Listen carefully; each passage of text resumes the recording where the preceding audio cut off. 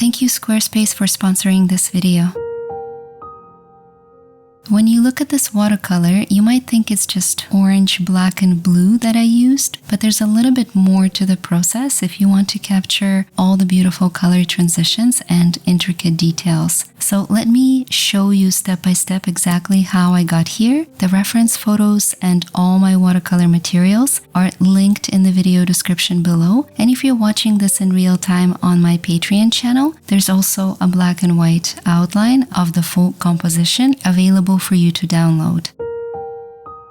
When you start, it's important to capture the lighter sections first because watercolors are a transparent medium, and if we were to start with the darker stripes, it would be difficult to add orange details later on without making a bit of a mess. And notice, instead of just using one orange, I'm mixing in my favorite yellows and browns using wet on wet methods, so I have a beautiful soft blend with some warm yellow highlights on the side and rich browns and oranges up on top.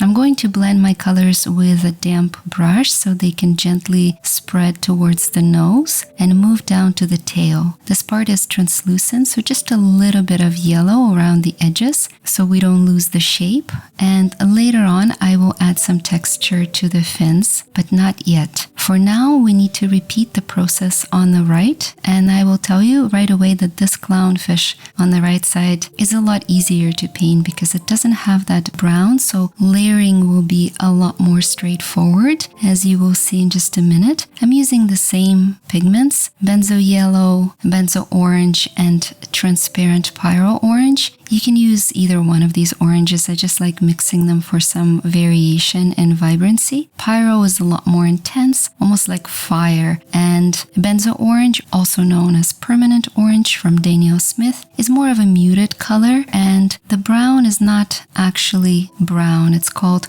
quinacridone burnt orange, a beautiful transparent color that is one of my go-to pigments when I need to use a rich brown, and I love it because it's a quinacridone, meaning it stays super intense even after the water evaporates, whereas typically brown straight from the tube might look rather dull after everything is dry. So now let's move on to the white spots, and you might be surprised that I'm touching those white segments with any color at all. But as you know, if you watch my channel regularly, we can't leave those parts blank because they will tend to look flat and unrealistic. White objects, animals or fish, will always have shadows, and we need to capture those shadows if we want to create a truly realistic effect. The easiest color to use on white shadows is, of course, blue. We discussed this in the white shell tutorial, so I'm just gently painting with very diluted phthalo blue, never ultramarine, because ultramarine, with some exceptions, tends to granulate a lot, and I don't want any texture here. And I'm using the same transparent blue, very diluted, to add some texture to the fins and also on the tail. In the reference photo, the fish are swimming in the deep blue water, so all these translucent details appear to be a shade of blue, and using transparent pigments is the perfect way of mimicking these details. Just enough value to accentuate the details, but not too overwhelming because we're using lots and lots of water. And let's leave it to dry. Paint the same shadows and texture on the right hand side. You can stick to one blue, or if you're feeling adventurous, you can play around and add some warmer pigment. I always add a splash of purple to my work just for some visual interest, completely optional, but I like this look. It's important to leave everything dry one more time before we add the darker details using wet on dry method. So while I'm waiting, allow me to tell you briefly about the sponsor of this video.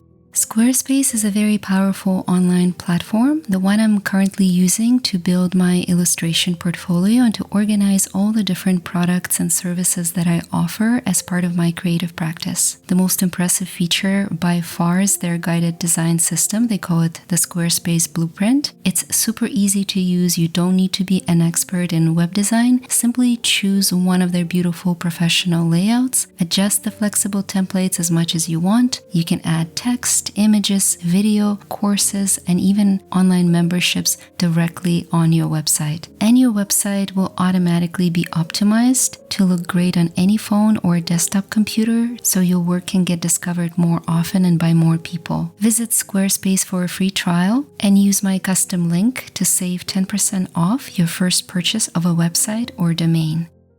My first layers are completely dry now and we can add the darker details, but I'm not going to paint the black stripes just yet because I want to add extra depth and some beautiful dimension by glazing burnt orange one more time. My biggest advice for beginners who want to advance and progress in their watercolor journey is to embrace this layering process and to never rush your watercolors by painting with saturated pigments right away. The essence of watercolors this ability to glaze many layers, building dimension on paper step by step. And as you can see, I am just now only in my third layer, finally getting towards more or less saturated look. And I'm still blending very generously with clear water over the lighter segments of the fish because I want to maintain this translucent style, never really working with creamy paint, always building my dark colors slowly over time. And this will never look too heavy or muddy. It will always remain vibrant and light.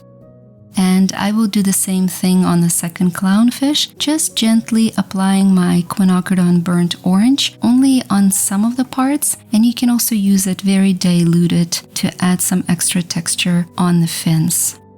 Once again, I will let it dry and now we can start working on the dark stripes. This is the most fun part and where the fish will finally resemble the reference photo. It might surprise you to hear that I'm not using black at all. The pigment I'm applying is called indigo, which is like a very dark blue. I've said this before and it bears repeating. Black straight from the tube should generally be avoided when you paint organic subjects. It just looks too harsh and kills the vibrancy of all the colors around it. And let's be honest, most likely we're gonna get some mud if we use something pure like lamp black. So try to stay away from pure blacks straight from the tube. You can mix your own using any 3 primary colors of your choice, yellow, blue, and red, or use other pigments that have a dark mass tone when they're fully concentrated. For convenience, I decided to use indigo from Daniel Smith since it contains indothrone blue. And if I dilute it a little bit over some of the orange segments, it will look quite natural without muting the vibrancy of my underlying layers. And overall, it just looks much more natural and soft while still giving us that contrast that we're looking for. And when you're painting these stripes, I want you to take a closer look at the reference photo and notice that they're not smooth. There's quite a bit of texture on the fins and the body of the fish. So you want to make your dark lines slightly wavy and really capture these details even if you're painting on a smaller scale. Attention to detail is everything here, and you may want to switch to a smaller brush with a very fine tip. I actually find that synthetic brushes work best for this type of work because they're more stiff. Mine is called Chronos from Escoda, and this one is in size 0. So I'm sort of using it as if I'm drawing these tiny details with a pencil, just applying the tip to outline the shape, and then I turn my hand slightly to fill in the shape with darker indigo once I'm happy with the overall silhouette. And you might call it done at this stage, but I think it would be fun to add a coral to the background, or maybe just a splash of blue color for some extra depth.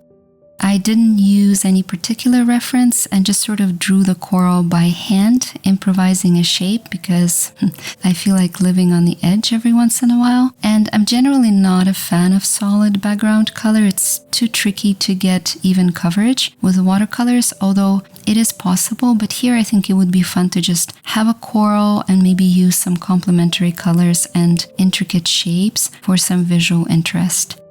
And the best part is that you can use any pigment you like. I thought making it pink would be an overkill and compete with the fishes. So I just recycled my blue and purple from the fish and just filled in the shape. Every once in a while, I drop some clear water to create these artificial blooms as the water pushes the pigment around and towards the edges. It's really fun, and you can actually use a granulating blue here to add more texture, or some green, like a nice aqua green or turquoise would work well. It's hard to choose really, anything will work, so I encourage you to experiment, maybe add some shells at the bottom.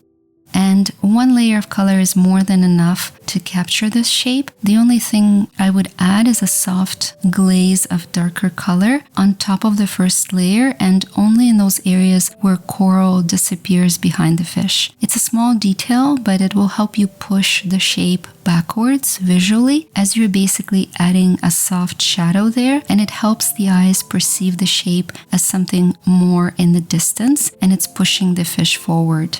Just a small trick and a few extra minutes of painting, but it's definitely worth it. Don't forget to subscribe if you enjoy learning more about watercolors, especially vibrant three-dimensional compositions like this, and definitely share with someone who loves painting marine subjects. And don't forget to check out the other watercolor fish I just posted last week. This one is super colorful and fun, and I do discuss a lot of my favorite tips on how to speed up your watercolor learning in that video. Thank you for watching and painting with me. I will see you soon.